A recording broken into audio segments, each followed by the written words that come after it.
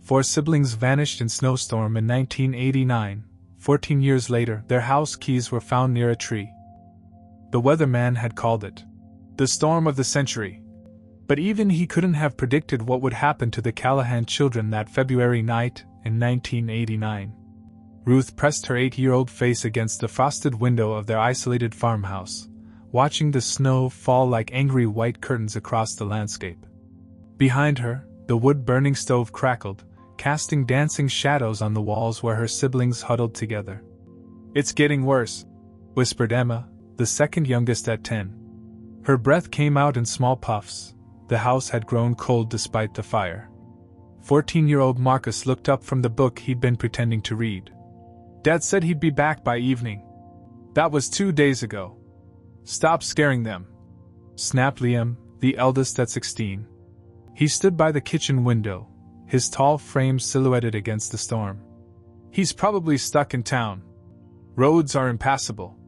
But Ruth could hear the worry in her big brother's voice, the same worry that had been growing in all of them since their father left for supplies and never returned.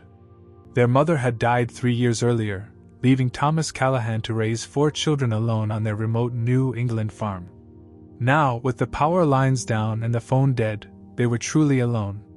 The wind howled like a living thing, rattling the old farmhouse windows and sending snow cascading down the chimney to hiss against the fire. Ruth had never heard anything so frightening in her young life. It sounded hungry. "We need more wood," Liam announced, pulling on his heavy coat. "Fire's getting low. Don't go out there," Emma pleaded. "What if you get lost? Woodshed's right behind the house. I'll follow the rope Dad strung up." But when Liam opened the back door, a wall of snow and wind burst in, nearly knocking him backward. He fought against it, disappearing into the white chaos. Ruth counted the minutes, 5, 10, 15. When Liam finally stumbled back through the door, his face was red with cold, and his eyes wide with something that looked like fear. "Rope snapped," he gasped, dropping an armload of wood. "Could barely find my way back. The drifts are higher than my head." That night, they huddled together in the living room, feeding the fire with furniture when the wood ran low. Ruth dozed fitfully against Emma's shoulder, waking periodically to the sound of something crashing outside, a tree branch, maybe, or part of the barn roof. By morning, the storm had passed, leaving behind an eerie silence and a world transformed. Snow had drifted against the house so high it covered the first-floor windows. The 4 children stood in the dim kitchen, staring at walls of white where glass should have shown them the outside world. "We're buried," Marcus said quietly. "Not buried," Liam corrected, but his voice was strained. "Just snowed in." But they weren't just snowed in, they were trapped. The back door wouldn't budge against the weight of snow. The front door opened into a narrow tunnel of white that seemed to go on forever. And still, their father hadn't returned.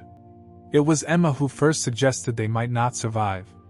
"People die in storms like this," she said matter-of-factly, with the brutal honesty only children possess. "I heard about it on the radio before the power went out. Families freeze to death in their own homes. That's not going to happen to us," Liam said firmly. But Ruth noticed he was looking at the dwindling pile of broken furniture they'd been burning. Soon they'd have to start on the walls. By noon, when the weak winter sun finally penetrated their snow tomb, casting everything in a pale blue light, they heard voices outside. Rescue voices. Adult voices calling their names. Ruth ran to the front door, her heart pounding with relief. But when she looked through the narrow tunnel of snow, she couldn't see anyone. The voices seemed to come from very far away. "Here!" she shouted back. "We're here!" But the voices didn't seem to hear her. They grew fainter, then disappeared altogether. It was then that Ruth realized something was wrong. Something was very, very wrong.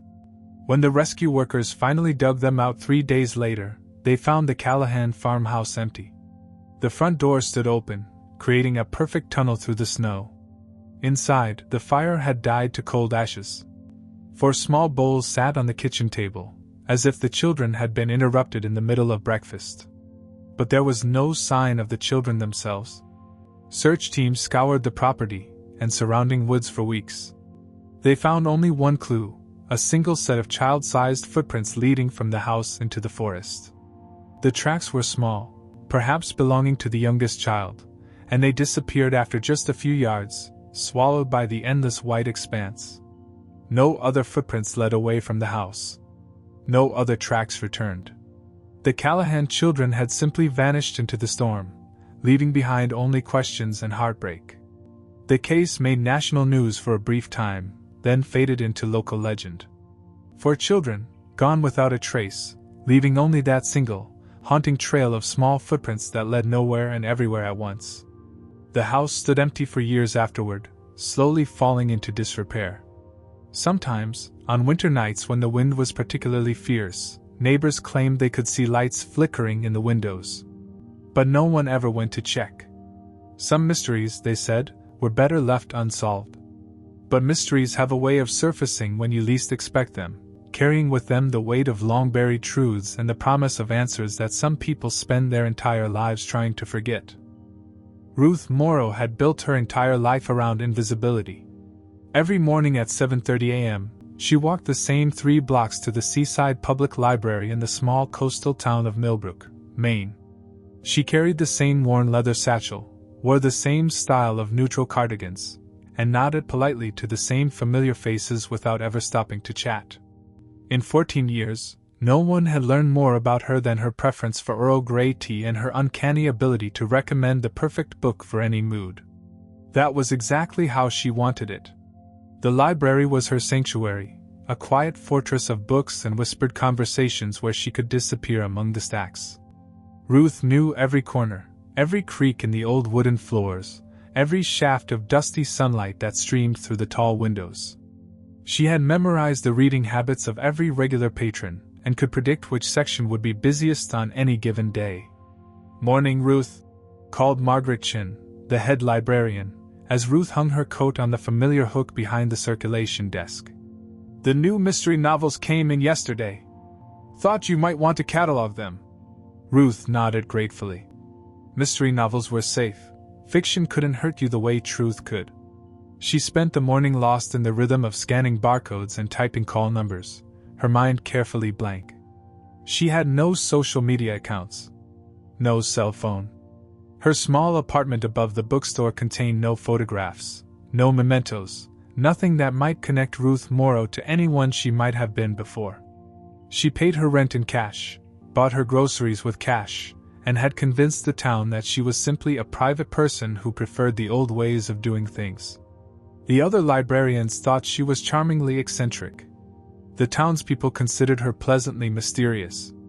No one suspected that Ruth Morrow was a ghost haunting her own life. It was Tuesday afternoon when her carefully constructed world began to crumble.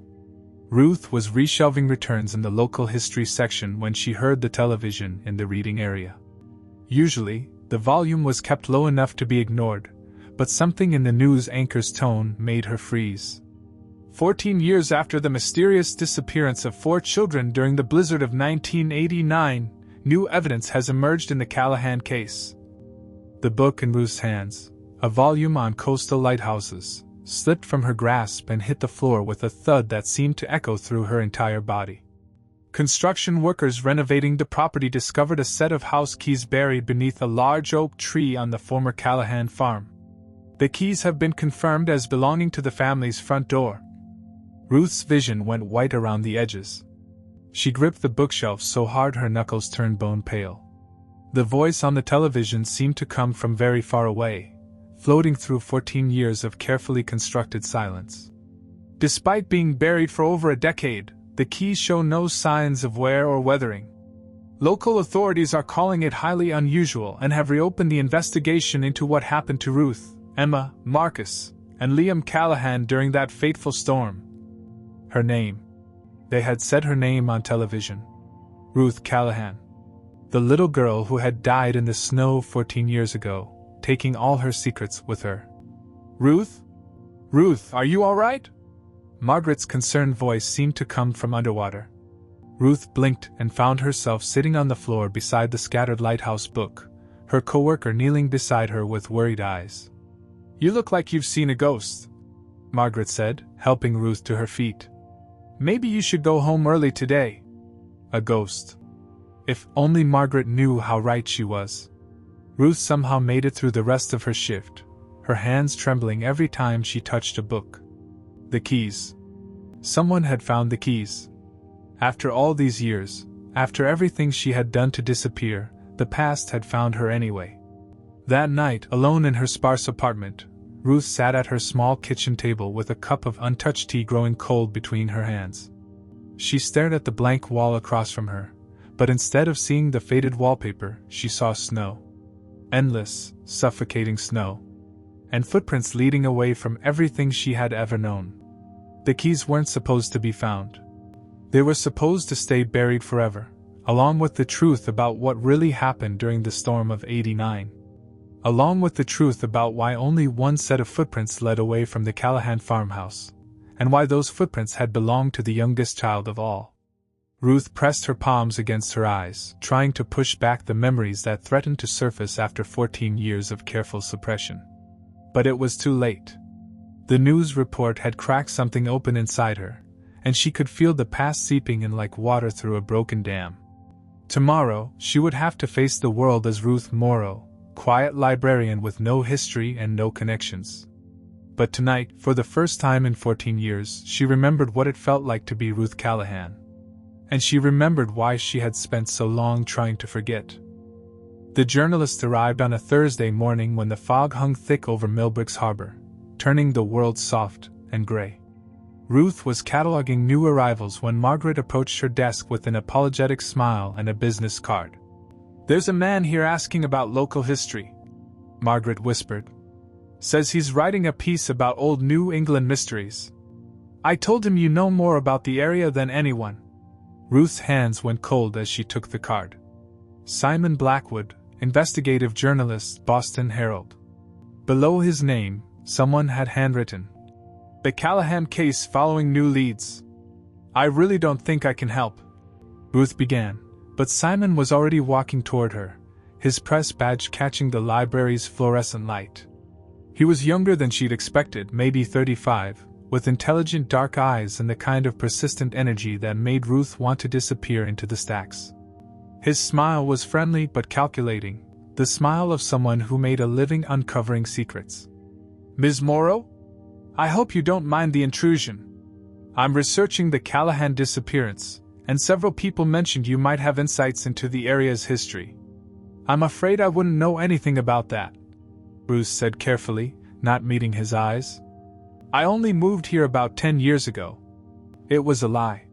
She'd been in Millbrook for 14 years, but lies came easily when your entire life was built on them. "That's interesting," Simon said, settling into the chair across from her desk without invitation. "Because the postmaster mentioned you've been getting mail here since 1993. And the woman at the bookstore said you were already living upstairs when she bought the place in '95. Ruth's heart hammered against her ribs. People misremember.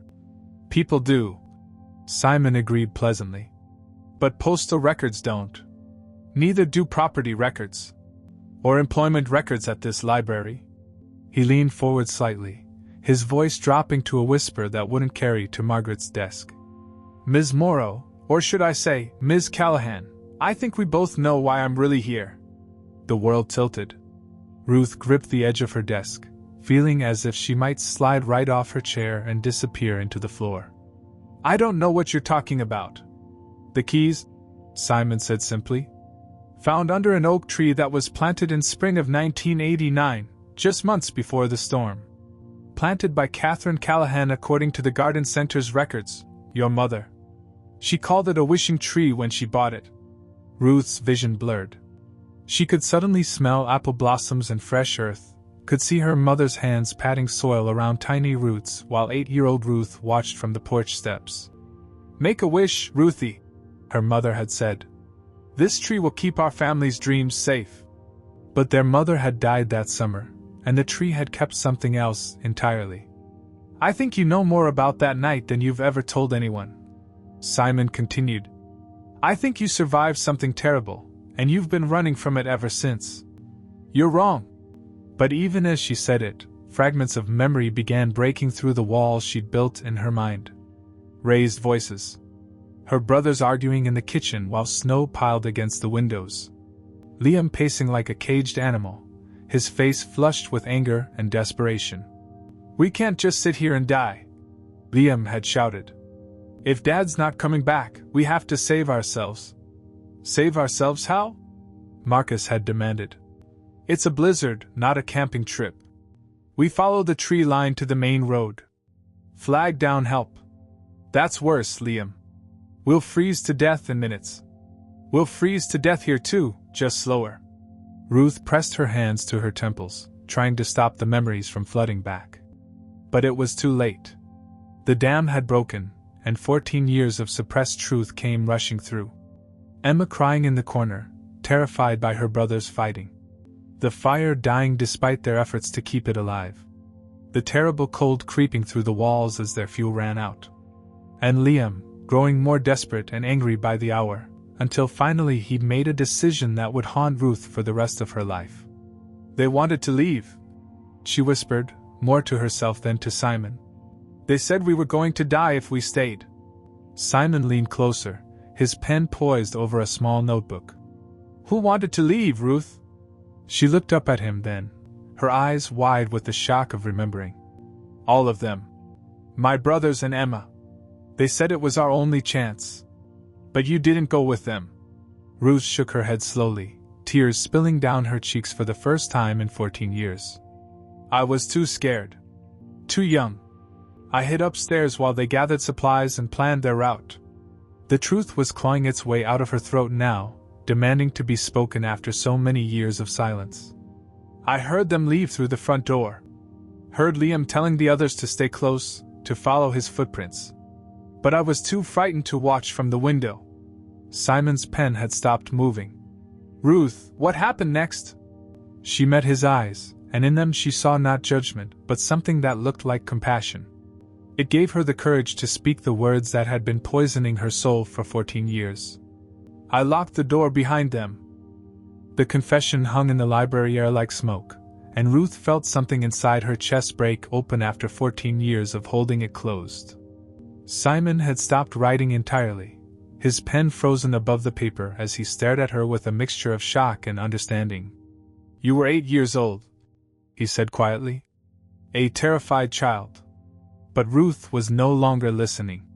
The floodgates of memory had opened completely now, and she was drowning in the truths she'd buried so deep she'd almost convinced herself it had never happened.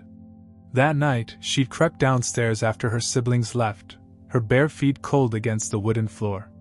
The house felt enormous and empty without them, filled with creaking sounds and shadows that seemed to move in the dying firelight. She'd gone to the front door and turned the heavy deadbolt, the click echoing through the silence like a gunshot. She told herself it was for safety. That she was protecting the house. That they would come back soon, cold and defeated, and she would let them in and they would all huddle together by the fire like before. But hours had passed. Then the whole night. And still she hadn't unlocked the door. "I have to go," Ruth whispered, standing so abruptly her chair fell backward. "I can't. I need to." She ran from the library without finishing the sentence, leaving Simon sitting alone among the scattered books and her overturned chair. Outside, the fog had lifted, revealing a crystal-clear October day that felt like mockery against the storm raging in her mind. Ruth drove north for 3 hours, her hands shaking on the steering wheel as muscle memory guided her along roads she hadn't traveled in 14 years. The landscape grew familiar in the worst possible way, rolling hills giving way to dense forests, prosperous towns becoming scattered farmhouses, civilization thinning until only wilderness remained. The Callahan farm sat at the end of a dirt road that had been overtaken by weeds and saplings. The house looked smaller than she remembered, its white paint peeling and several windows boarded up. But it was still standing, still waiting, like a patient grave marker. Ruth sat in her car for 20 minutes, gathering courage she wasn't sure she possessed. Finally, she walked to the front door, the same door she'd locked that terrible night, and found it standing slightly ajar, the wood warped with age and weather. Inside, dust motes danced in shafts of afternoon sunlight. The living room where they'd huddled by the fire was empty except for debris and the skeleton of their old couch. But Ruth wasn't looking at the living room. She was drawn downstairs, to the basement she'd never explored as a child. Her footsteps echoed on the wooden stairs as she descended into the cool darkness. At the bottom, she fumbled for a light switch and was surprised when a single bulb flickered to life, casting harsh shadows across the stone walls. That's when she saw them. In the far corner, partially hidden behind the old furnace, sat a child's snow boot. Just one, small and red, with a pattern of worn treads on the sole. Beside it lay a piece of paper, a drawing in colored crayon showing 4 stick figures holding hands under a smiling sun. At the bottom, in Emma's careful handwriting, "The Callahan family forever." Ruth's legs gave out. She sank to her knees on the cold concrete floor, reaching for the boot with trembling fingers. It was real. It was Emma's boot, the one she'd been so proud of because they had little snowflakes embroidered on the sides. Behind the furnace, she found more. A partially frozen blanket that Marcus had carried everywhere as a small child. One of Liam's worn paperback books, its pages yellowed but readable. Small, heartbreaking remnants of lives cut short. But these items weren't random. They were arranged carefully, almost deliberately, as if someone had been living down here. As if her siblings had tried to come home. Ruth crawled deeper into the corner and found scratches on the stone wall, marks that might have been made by fingernails, or perhaps small stones. They formed letters, crude but readable in the dim light. "Ruth, let us in." The words hit her like physical blows. She pressed her face against the cold stone and sobbed for the first time since she was 8 years old, great heaving cries that echoed off the basement walls. They had come back. Her siblings had made it home through the storm, only to find the door locked against them. They had sheltered in the basement, probably breaking in through the old coal chute. They had waited for her to let them inside, growing colder and weaker as the hours passed. And she had never come. Above her head, Ruth heard footsteps on the main floor. Slow, deliberate steps that moved from room to room as if searching for something. Her blood turned to ice as she recognized the pattern. It was the same way Liam used to pace when he was thinking, measuring his steps across the old floorboards. The footsteps stopped directly above her. In the sudden silence, Ruth heard something that made her heart stop entirely. The sound of the front door's deadbolt turning, metal against metal, lock engaging with a familiar click that echoed down through 14 years of guilt and grief. Someone, or something, had just locked her inside the house. Just like she had locked them outside all those years ago. Ruth spent the night curled in the basement corner where her siblings had died, clutching Emma's small red boot to her chest. The house groaned and settled around her like a living thing, and every creak sounded like footsteps. Every whisper of wind through broken boards sounded like voices calling her name. But when morning light finally filtered through the basement windows, Ruth realized something had changed inside her.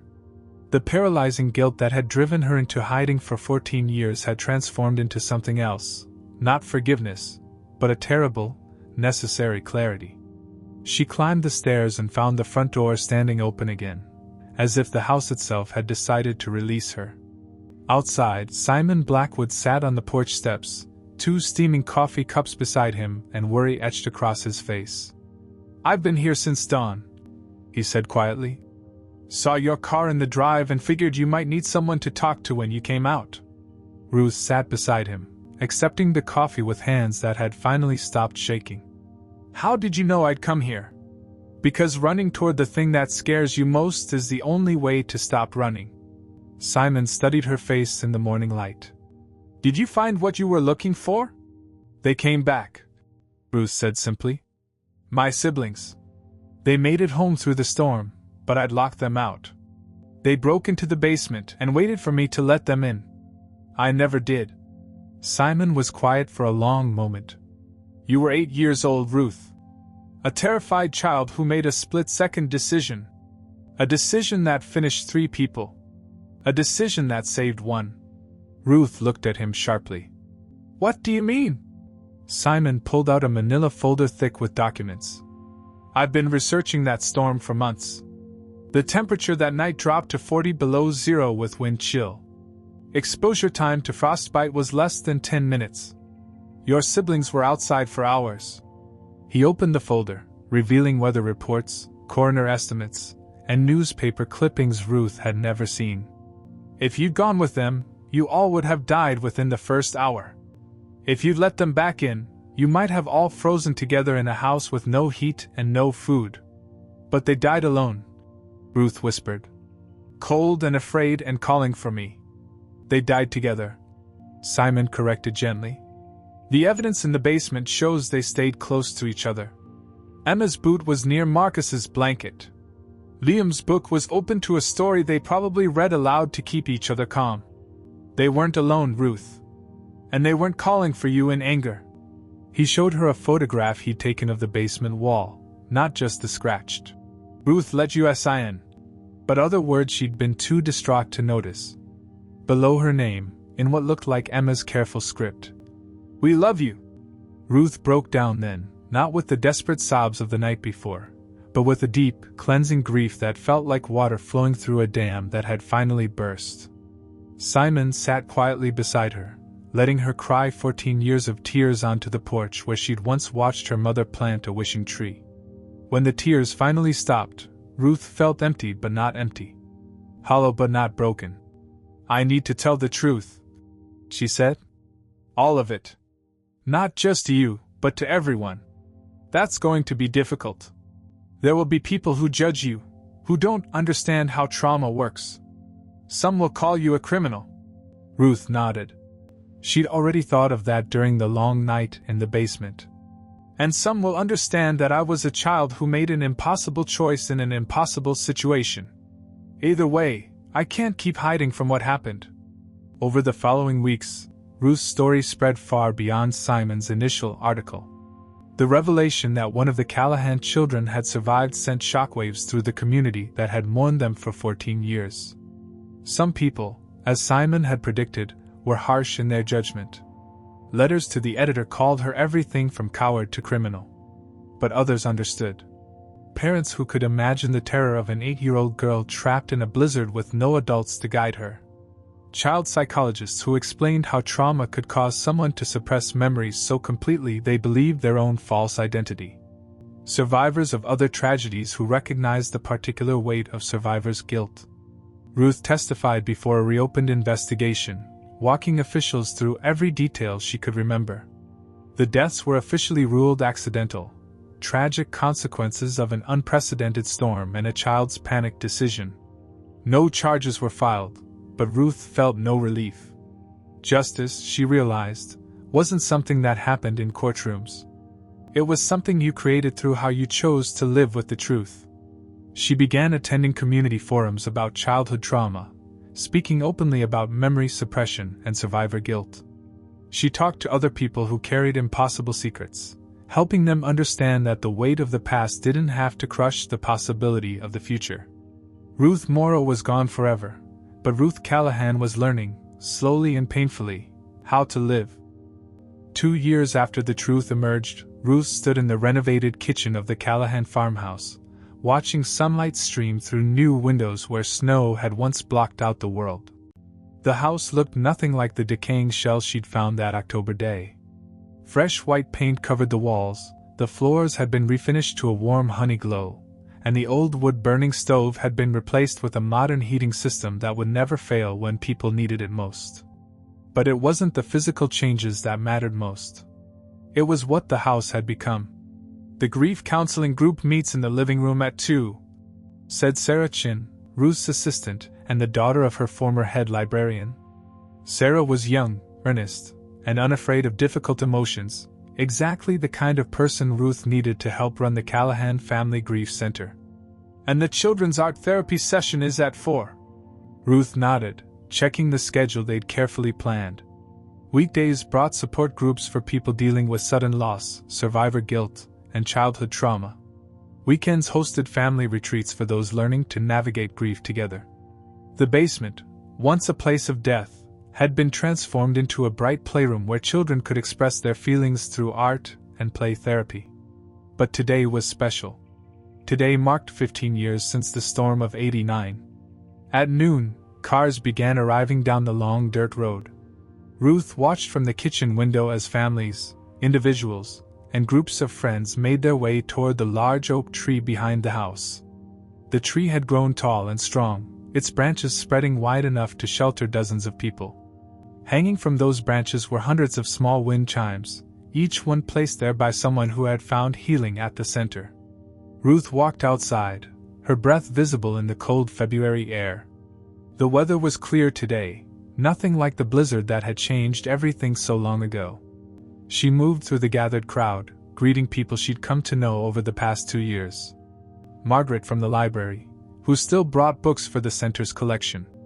Simon, who had become not just the journalist who exposed her story, but a close friend who understood the weight of carrying difficult truths. Families who had lost children, children who had lost parents, survivors of accidents and natural disasters and senseless tragedies. At the base of the oak tree, someone had placed a small memorial, not just for Emma, Marcus, and Liam, but for all the people remembered and mourned by those who came here seeking healing. "Before we begin," Ruth said, her voice carrying clearly in the still air, "I want to thank you all for being here. Not just today, but every day you choose to keep living despite your pain. Every day you choose to honor your lost loved ones by helping others heal." She reached into her pocket and pulled out 3 small objects, the house keys that had started it all. The same keys found beneath this tree, the keys that had unlocked not just a door, but 14 years of buried truth. "These keys were buried here by my mother when I was 8 years old," Ruth continued. "She called this a wishing tree, a place where dreams would be kept safe. My mother died before the storm that took my siblings, but I think she would have understood what this tree has become." Ruth stepped forward and hung the keys on a low branch, where they caught the sunlight and cast small dancing shadows on the snow. "These keys once locked out the people I loved most. Today, I'm hanging them here so they can never lock anyone out again. This tree, this place, will always be open to anyone who needs healing." One by one, the people gathered began to approach the tree. Some hung wind chimes they'd brought.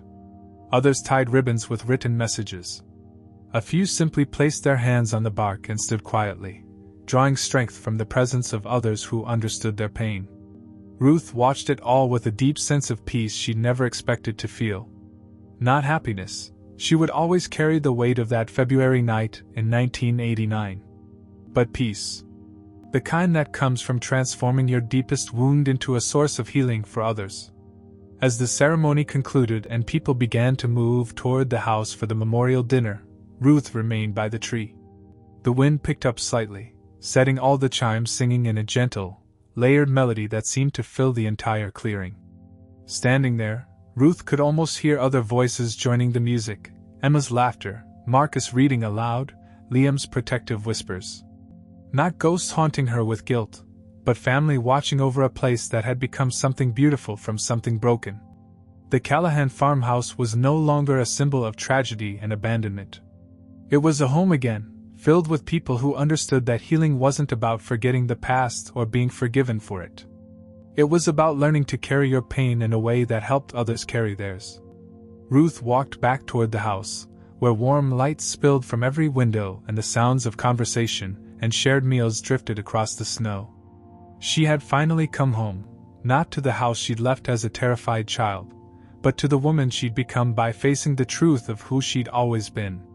Behind her, the wind chimes sang their endless song of memory and hope, watched over by an oak tree that had learned to keep new kinds of wishes safe.